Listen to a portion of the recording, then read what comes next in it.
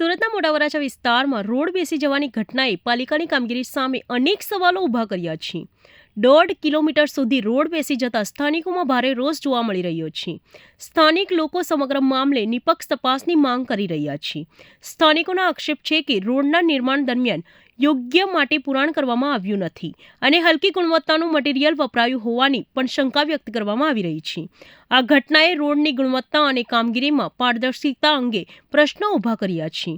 સાથે જ પાલિકાના કોન્ટ્રાક્ટર અને જવાબદાર અધિકારીઓની કામગીરી પર પણ શંકાના ઘેરામાં આવી છે। પ્રજાના ટેક્સના પૈસાથી બનેલા રોડની આવી હાલતને લઈને હવે લોકો જવાબદારો સામે કડક કાર્યવાહી અને સમગ્ર મામલે ઉચ્ચ સ્તરીય તપાસની માંગ કરી રહી છે।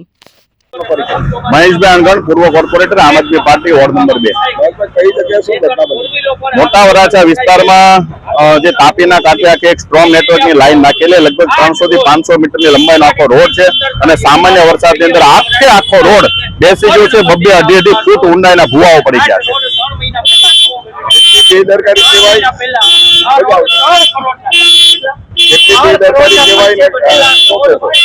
બેદરકારી तो आ पूरेपूरी है, कारण के हजी 2.5 થી 3 महीना पहला रोड बनाववामां आव्यो छे। 3 महीना पहला रोड बन्यो होय अने एक मात्र नाना वरसाद के अंदर तूटी जतो तो सौथी मोटी बेदरकारी आनी अंदर बंने कॉन्ट्राक्टरोनी छे के जे कॉन्ट्राक्टरे आनी अंदर स्ट्रॉन्ग नेटवर्क नाख्युं छे, जेने वोटरिंग નું સર્ટિફિકેટ આપ્યું છે, वोटरिंग કર્યા વગર કહી દીધું છે કે આને વોટરિંગ થઈ ગયું છે।